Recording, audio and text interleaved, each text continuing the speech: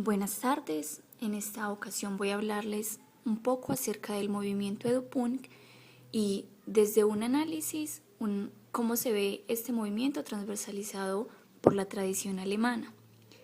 Inicialmente voy a contextualizar un poco en qué consiste ese movimiento punk. El punk surgió más o menos en la década de los 70 como un mecanismo de desahogo social y de búsqueda de la libertad para cierto sector de la clase obrera, especialmente para los chicos jóvenes de esta sociedad.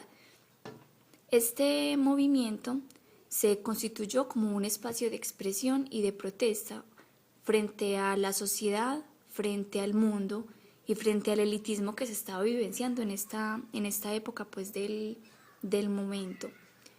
Así pues, el punk nació como un proyecto de emancipación individual con perspectivas hacia un cambio social, lo que revivió en ellos, en los jóvenes que estaban practicando este movimiento, un tipo de sentimiento de lucha, lo que conllevó a que asumieran como la política como un medio para producir cierta transformación social o al menos hacer como un intento de esa transformación.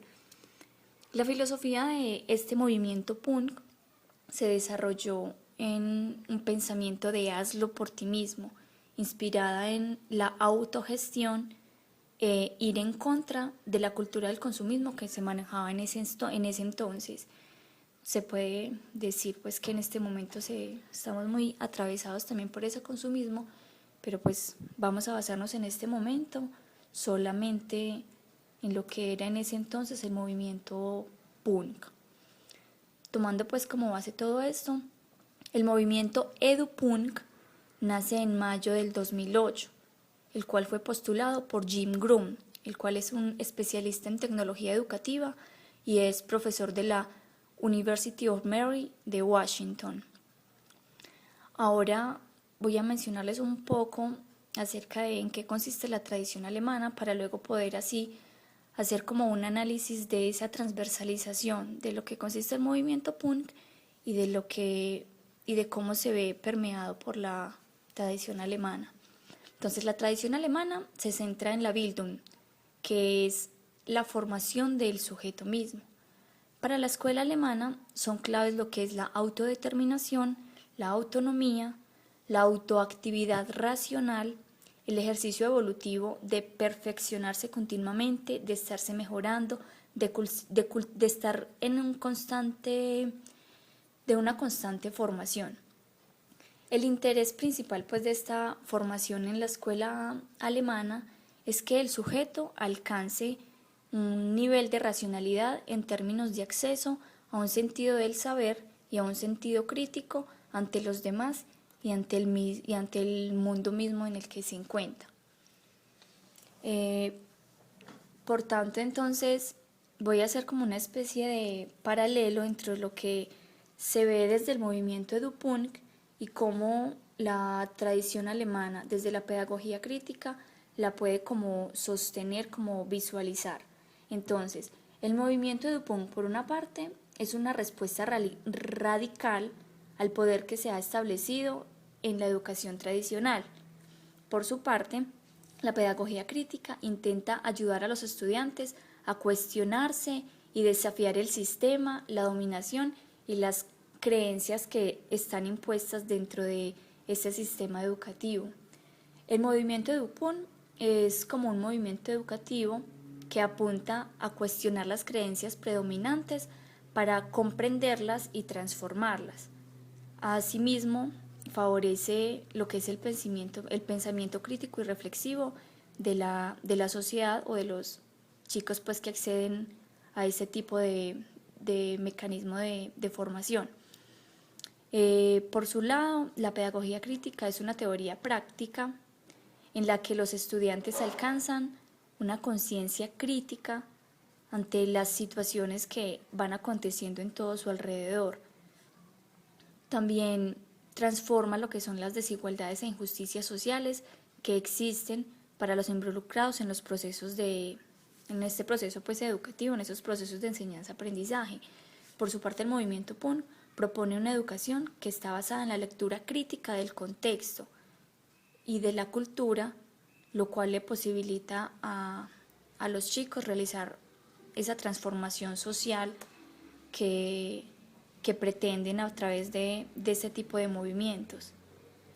El movimiento punk promueve lo que es el aprendizaje autónomo bajo la filosofía que les comentaba hace un rato de los punk, que es la filosofía de hacerlo por ti mismo. En la pedagogía crítica, por su parte, hay una constante pregunta por lo que es el acontecer de la sociedad, por lo que está sucediendo. Es como una especie de análisis o de reflexión constante de todo lo que pasa en el mundo y en la sociedad. También promueve el aprendizaje con énfasis en el autofortalecimiento y también en la transformación social. Finalmente, el movimiento EduPunk recoge las tácticas educativas de la vieja escuela, promoviendo una formación que inicia con los intereses del que aprende y los hace relevantes en la sociedad en la que estamos viviendo ahora. La pedagogía crítica propone entonces, a través de la práctica, que los estudiantes alcancen una conciencia crítica dentro de esta sociedad en la que se ven involucrados, la que pretenden obviamente pues hacer esa transformación tanto de su ser como de el contexto en el que se encuentra. El movimiento EduPunk entonces se desarrolla a través de plataformas virtuales en las que se encuentra todo tipo de información con contenido de saberes específicos.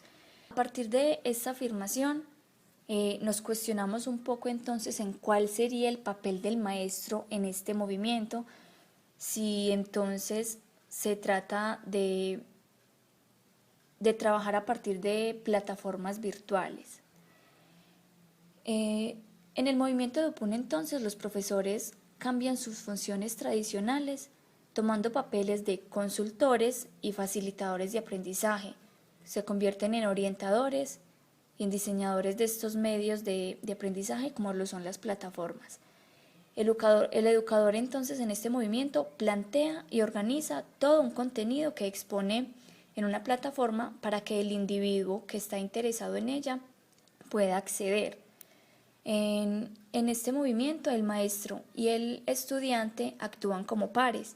El estudiante debe colaborar pues con sus compañeros como con los profesores, trabajando tanto de manera individual como de manera grupal. Y dentro de este movimiento lo que es la evaluación es un proceso continuo por parte del maestro. Sin embargo, en esta se vuelve más transparente porque es el mismo medio el que evalúa con su aceptación ese proceso que ha llevado el estudiante durante su formación. Por su parte, la pedagogía crítica,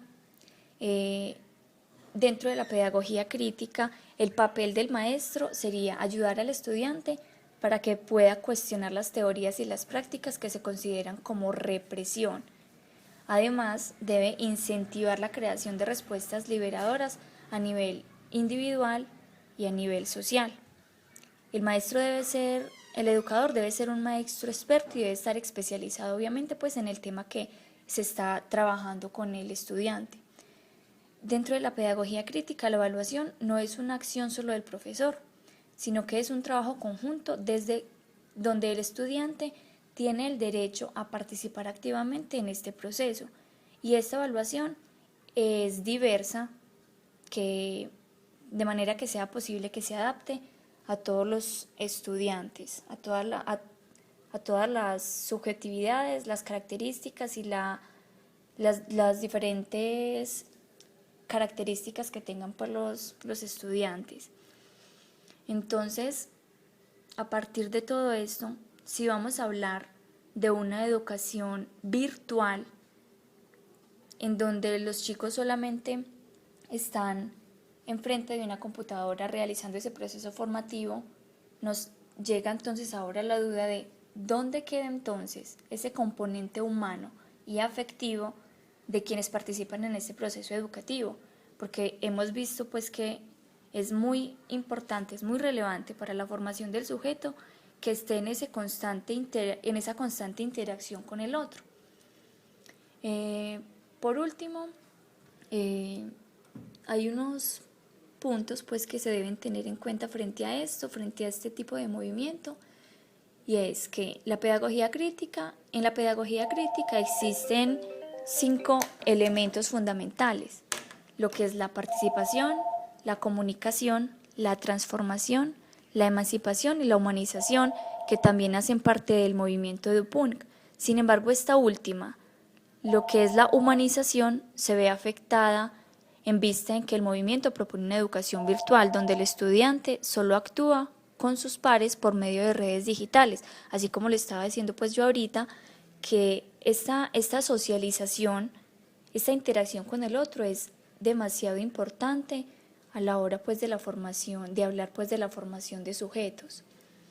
Y la misma pedagogía pretende establecer relaciones de afectividad entre los estudiantes, favoreciendo lo que es la solidaridad, que lleva a que exista una ayuda mutua entre los chicos y una unión entre los grupos de trabajo, mientras que el movimiento de Dupont logra el mismo objetivo, sin preocuparse por hacer énfasis en esta afectividad sólida, pues su meta principal es favorecer lo que es el pensamiento crítico y reflexivo. Bueno, yo creo que es todo pues por el momento. La idea es seguir analizando y reflexionando acerca de esto, mirar de qué manera a través de este tipo de movimiento educativo se puede formar al estudiante tanto académicamente como de manera personal, porque el interés de todo maestro es que sus alumnos crezcan como personas. Gracias por escuchar.